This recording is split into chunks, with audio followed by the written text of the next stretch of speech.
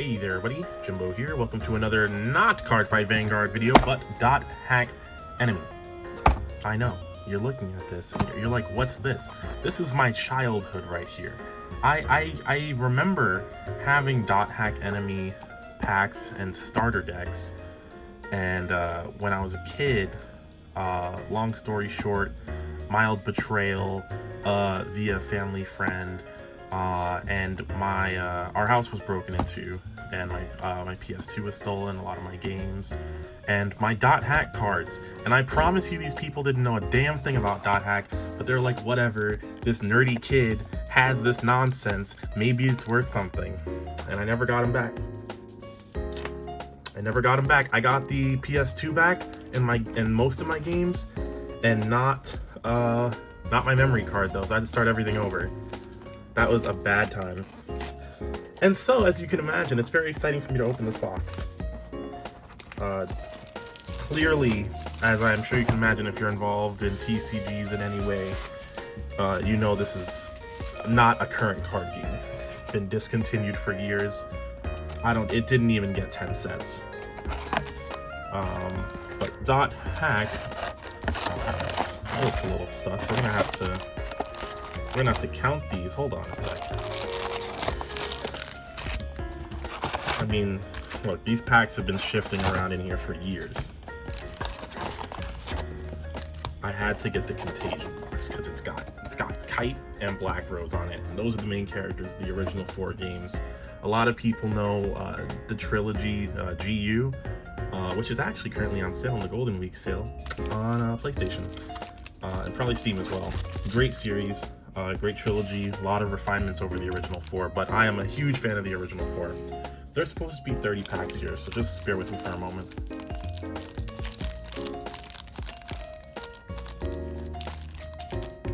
Yeah, this looks right.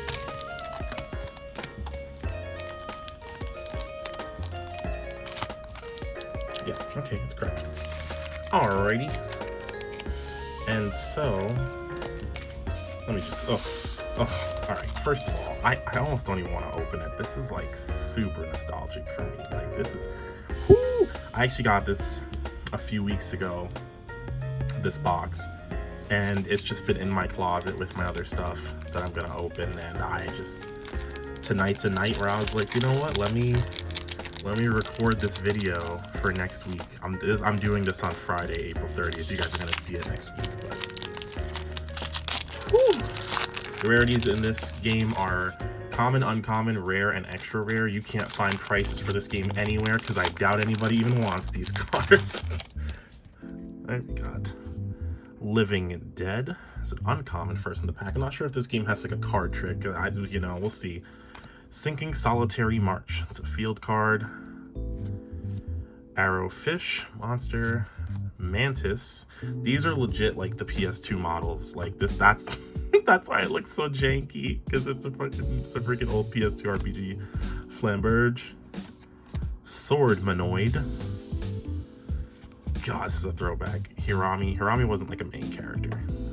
There were the thing about this game was that let me get to the end first, see if we get anything cool. Spark Blades? No. Okay.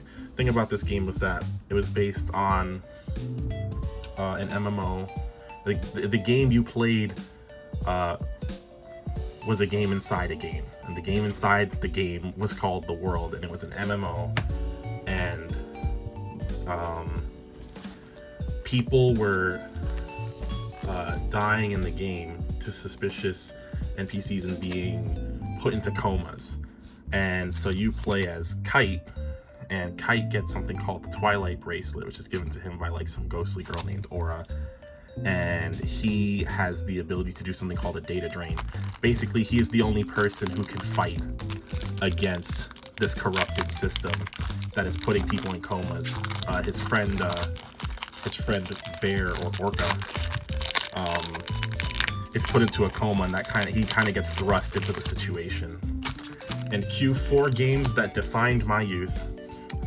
Alright, so Spring of Mist, Nomadic Bones, Ensui, Hellhound, Plate Armor, Goblin Whiz, Bee Army, Hell Doberman, I remember that, Heavy Metal, Battle Axe, and Deadly Moth.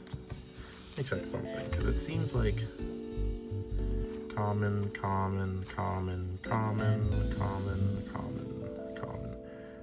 rare.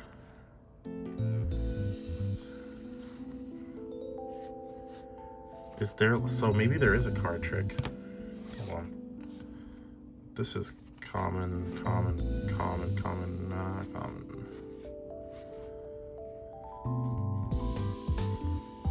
Yeah, so there is a card trick. So, not that it matters. You guys aren't gonna be like, oh my god, that's a super rare card. But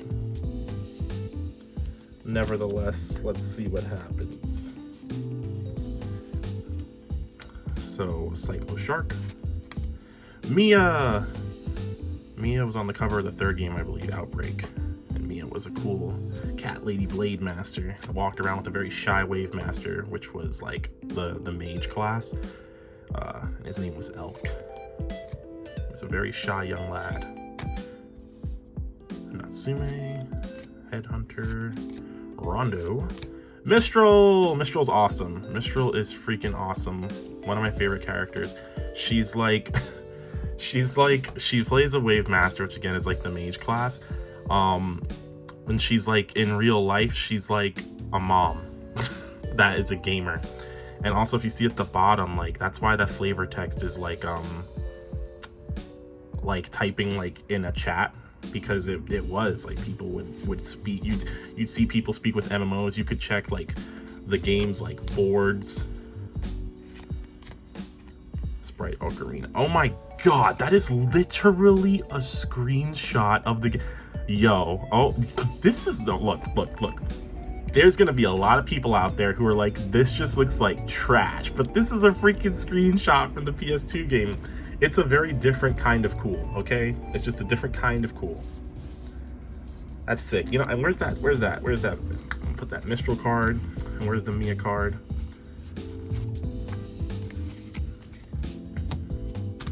I wonder if any of like the cursed waved avatars are in this. There's gotta be at least one. There's no way there isn't. And I think this is the first set, so if anyone is gonna be in it, it's gonna be Scathe. So technically I'm supposed to put the cards in the front, in the back, 1, 2, 3, 4. Alpha Ichigoro, Chicken Hand, Scorpion Tank, Air Wand, Flamberge, Swordmanoid, Noble Cloak, Mistral yet again, Jukram, it's one of their spells, Guardian, and Dark Witch as our rare. I actually need to... Ooh, sorry for this ASMR sound you're getting there. Man, I would actually be interested in learning how to play this game, but the problem is that right now, well, one, nobody wants to play it, and two,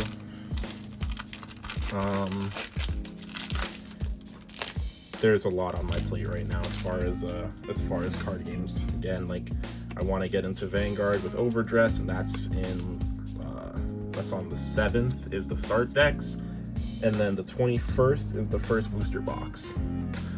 And then I've got Magic ever looming in the background. Fieldman here, Goblin, Hobgoblin. There's Elk, Mia's partner in crime, always looking for aromatic grass. Bee Army, Deadly Moth, General Armor, Swirling Dark. This dude is Sora. So Sora is, if I remember correctly, he was a PK, a player killer. I don't even know if that's a term that people know anymore outside of like maybe people who play WoW or like Final Fantasy 14 that are older. But, and you can't even do that in 14. But anyway, he is actually, the person who plays him is the main character of the GU trilogy.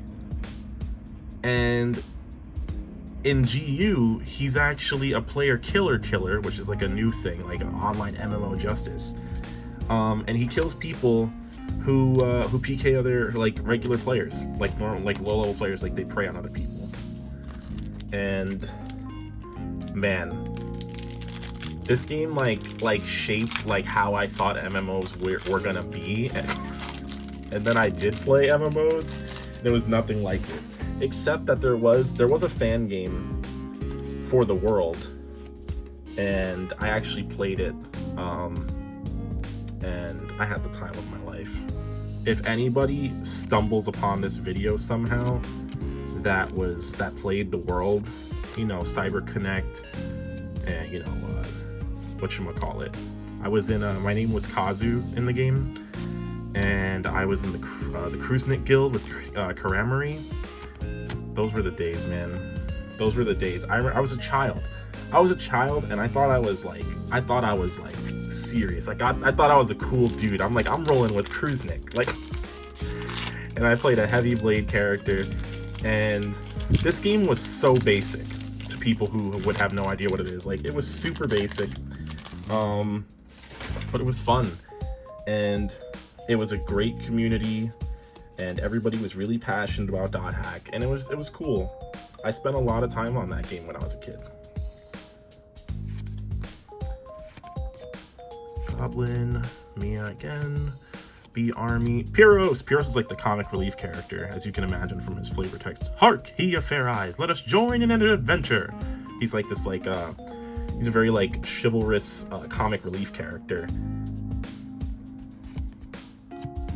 Wormhide, Arrowfish, Yuji, Spring of Mist. That is another in-game screenshot, as I'm sure you can imagine. And Fire Witch. You know what's funny is, like, I can see why this game would not have done well.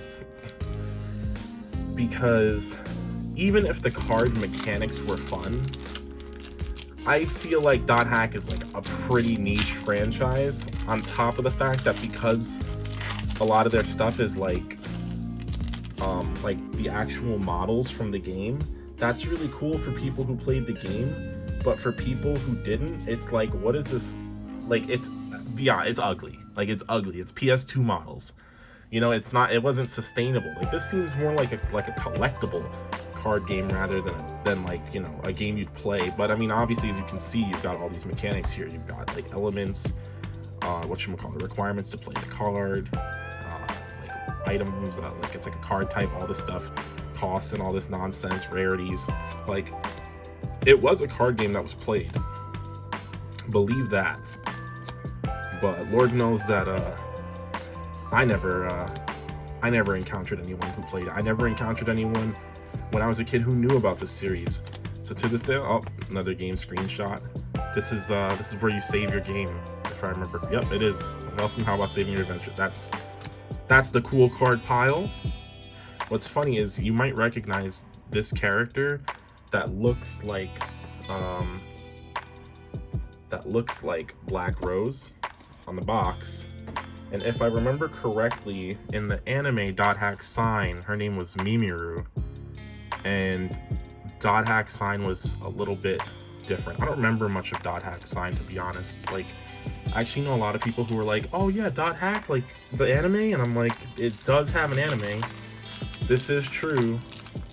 There's also manga and novels. There's like .hack Legend of the Twilight manga. The AI Buster novels are really cool.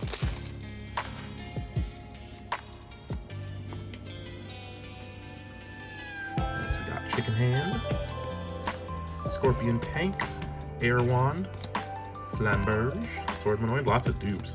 Noble Cloak, Ectoplasm, lots of dupes. River Pulse, that's a new one, that's an uncommon. Shanato, Cannibal, and Woman in White. That is Helba, and she was a famous hacker in the game. I won't put that in the pile. I was tempted to, but I won't. These cards are ever so slightly curved, but I mean, that makes sense. Even when they're sealed, you know, they're exposed to constant change in temperature over the years wherever they've been stored. You know, the person I bought it from might have got it from one reseller who got it from another reseller. You know how it is.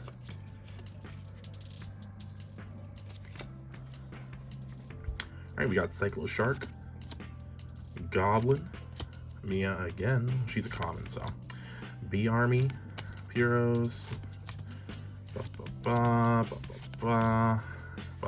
waiting for something cool, there we go. Yes, nice. Okay, so it's Mimiru. So we have so the X, I don't know if you can see that X down there, but extra rare was the highest rarity that we mentioned. I like that I like how they chose like where they put the foil exclusively like on her armor. That looks really cool. That's cool. I don't know what I'm gonna do with these cards. Well, that's the case for all my stuff. Like, I scanned my entire Magic the Gathering collection, not to make it sound like it's gigantic, but I scanned like everything into the TCG Player app, even like all the commons and stuff. And I'm like, why did I even do that? Like, I have so much bulk, and I don't know what my plan is with it. Like, eventually I won't have the space, I'll have to get rid of stuff.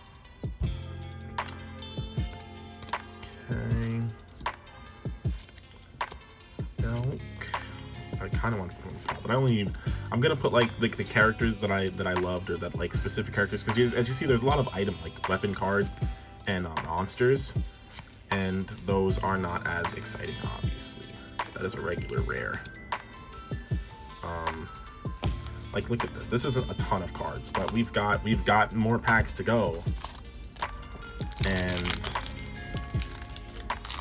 it's just gonna be a big stack of cards that's gonna go in one of my Stanley like toolboxes, like the small parts organizers,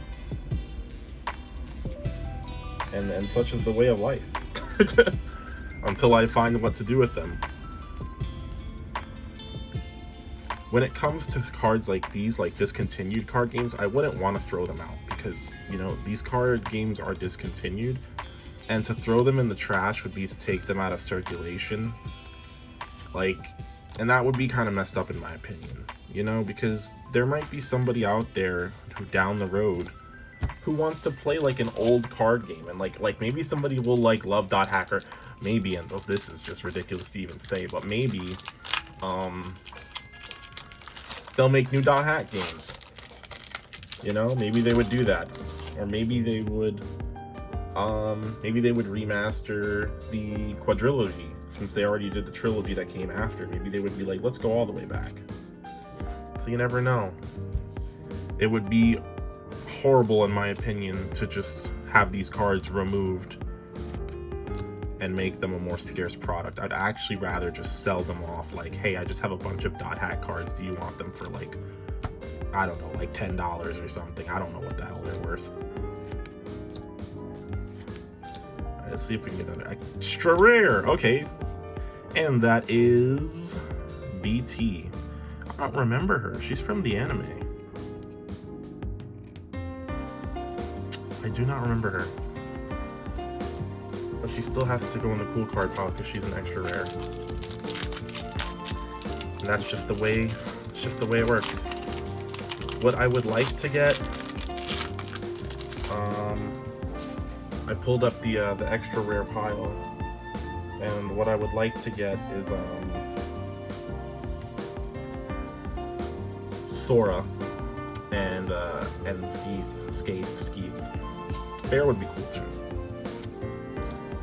But yeah, I highly encourage you guys to go out and look at well, first off, look into this series, because it's lit. The Dot Hack GU Trilogy Remaster goes on sale all the freaking time. Our rare is Goblin Knight. Because it's a 6 series. But that aside, you know, obviously everybody has their card game of choice. You know, I've got somebody watching, you know who you are, who is asking me to play like Yu-Gi-Oh! Or Open Yu-Gi-Oh! And I might pick up some Yu-Gi-Oh! Actually this weekend. I'm thinking about it. Trying to decide if I want to get like Genesis Impact and Blazing what? Blazing, I don't remember what it is. Blazing Chroma? Blazing something. I don't remember what it is. But it's the Chaz. It's the one advertised that has like Chaz cards. I'm thinking about it for this weekend. Oops, I didn't do my little card trick. But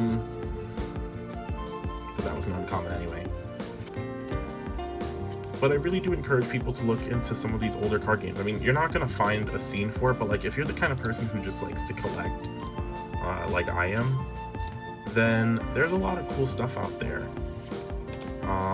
Especially even some of the more recent ones, like now Buddy Fight, Future Card Buddy Fight is a newly discontinued card game. And so those boxes are still out there. And there are probably people offloading them for really cheap prices. And now would be the time to buy them. Whether you're trying to hold and make a profit like a Goomba, because I mean, let's be honest, it probably won't, that's not always gonna work. There's certain games that it works for.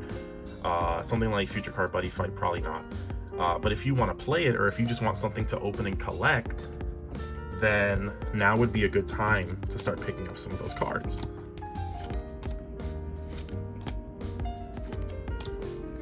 And I've thought about it, and the only reason I've been kind of slowing down, I have a lot of Vanguard in my closet. A lot of Vanguard. And my issue is that, again, I've wanted to be diverse on the channel and open up all this stuff, but with the budget that I set, I can't be opening 3 booster boxes a week, of Magic, Pokemon, and stuff like it's not feasible. Cardfight Vanguard is like kind of doable if I'm buying the honestly, in general, because Cardfight Vanguard boxes are very affordable, even when it's a new set and not an older one, which is a blessing. And it's one of the reasons I support Vanguard so much, because it's a really fun game with amazing art, incredibly collectible, and they support it so much, and they make it affordable for people to play. Like the start decks for Overdress that are supposed to be like $4. And you're gonna find them being sold for more than $4 some places, but that's because people either buy third party or they just want to make a little more profit off of it because it's such a cheap product already. Which, that's do as you wish. My place I go will probably be selling them for like $4 or $5, which is fine. But yeah, it's not sustainable, and I've had to start thinking about like, am I going to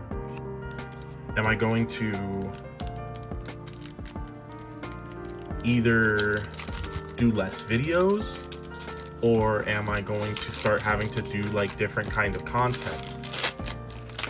In the beginning, I was very interested in doing a lot of like discontinued card game openings. I've actually got like a bunch of Shaman King reincarnation card packs in my closet, and I opened like a couple of the packs one night while I was on Discord with my buddies, and I was like, these cards aren't very exciting.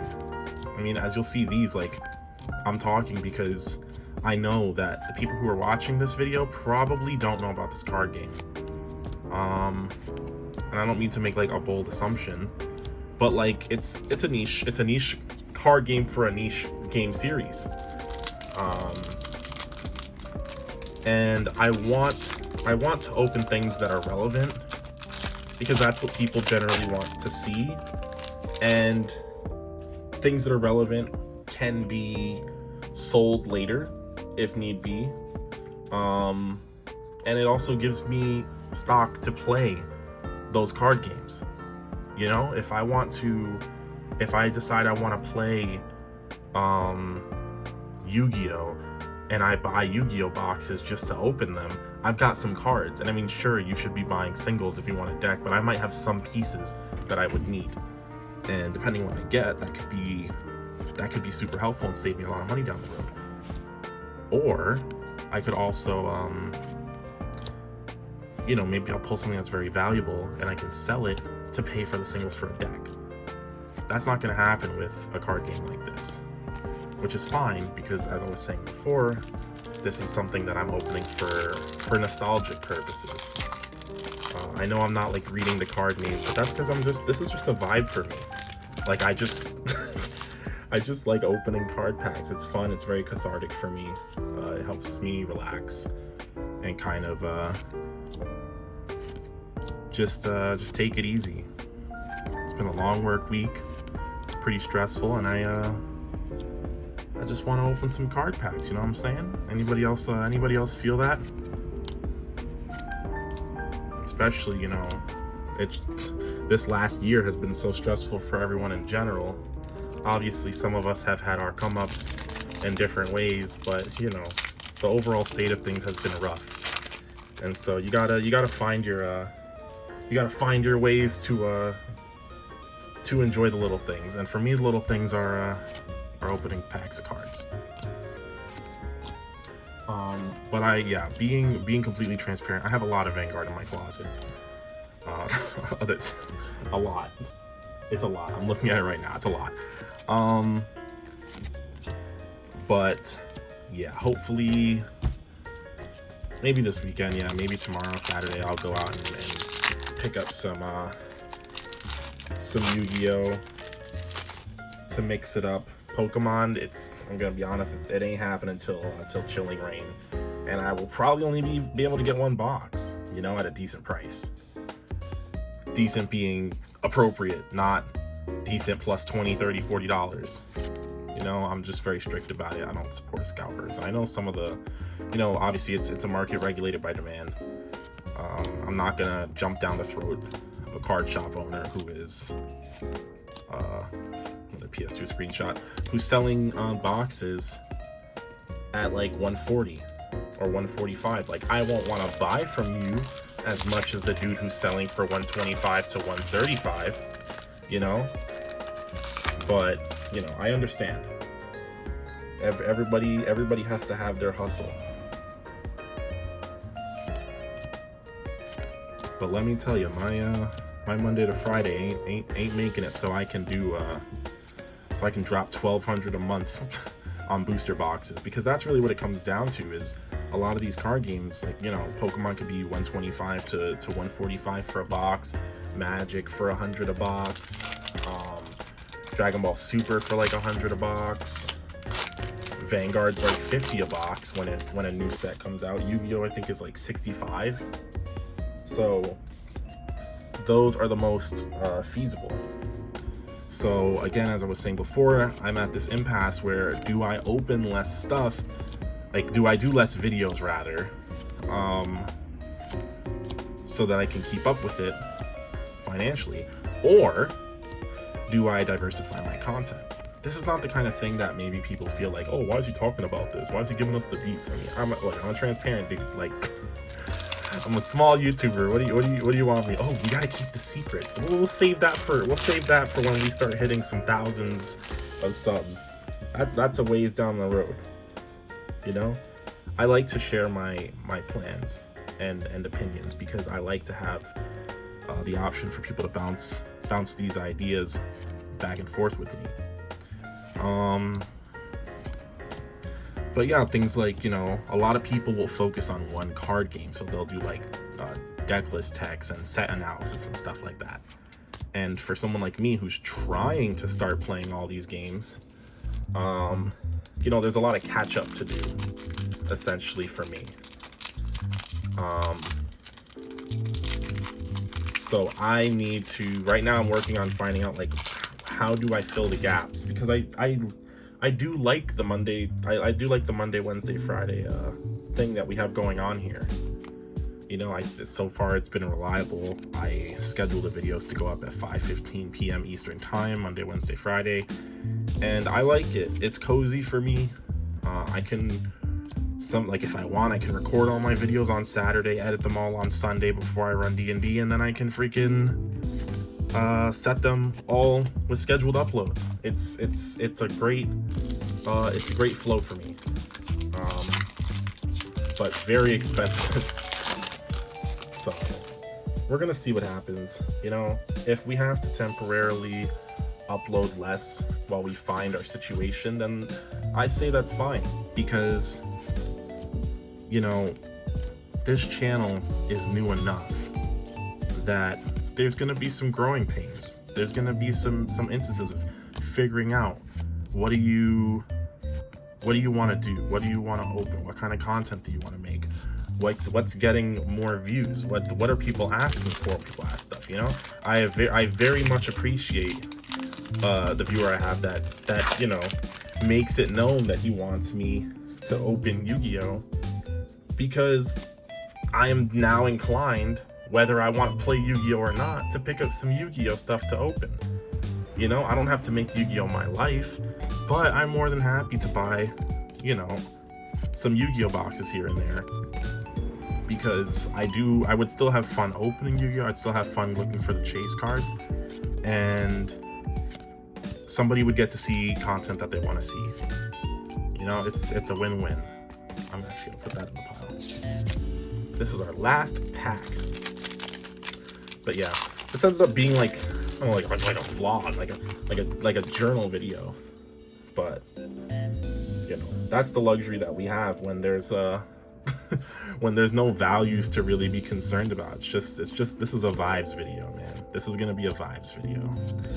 So we're reaching to the end. Let's see if we get anything special in this one. Nice little holo. I want Sora, I want Skeeth, but I'll take anything. And I got Crim.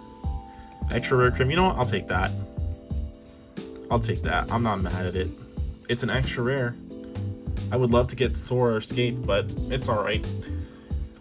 Now, the funny thing about this is, like, would I go out and buy, like, another box of this to try and get, like, those two cards? Like, no, I would not. I mean, maybe if I was, like, balling, like, if I was just truly that rich, you know, like, I would. I say that rich. I'm not rich at all. But if I had it like that, then I probably would, because I'm insane. So now, I have all these bulk commons, uncommons, and rares for .hack Enemy Contagion booster set that are going to go in my Stanley booster, or my Stanley toolbox thing, my little small parts organizer.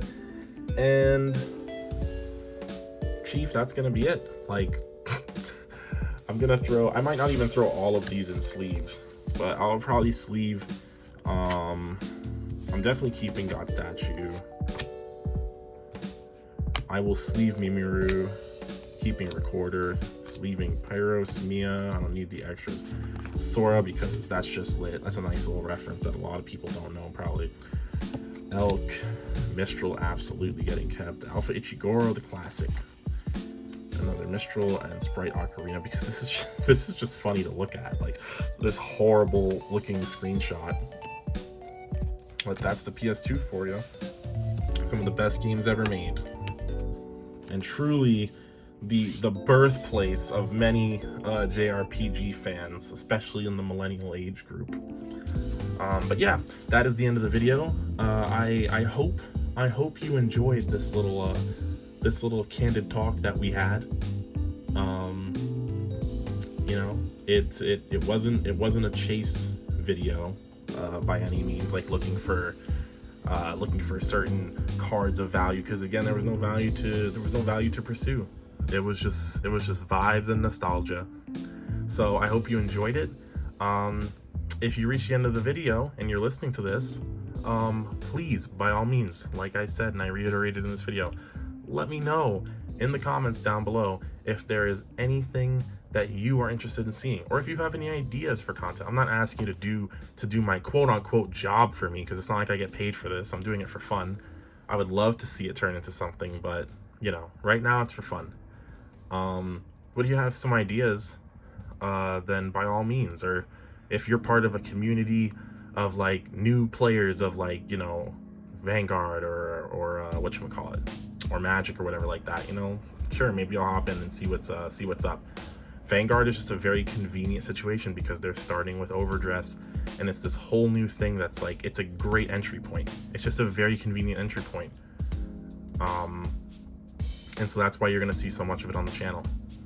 So again, if you want to see stuff that's not Vanguard, let me know, because that's how it's going to get on the channel. that is the way it's going to get on the channel. But yeah, I'm very appreciative of you sticking it out through this video, and I hope I see you next time. I really think that this channel is something that is just super fun for me. You know, I don't have a problem right now with it not having like this very specific focus. And it might change over time. It might become something that's focused on 1 or 2 card games. It might become something that delves into, like, you know, the meta of a certain card game. But if you are someone that enjoys me opening like whatever, then let me know, because I'll be more than happy to keep that up. You know, it's not about, oh, sorry, I gotta chase the money, guys. Sorry, forget what you want. I just like opening packs. I really just like opening packs. So again, I'll see you next time. Thanks for stopping by. Jumbo out.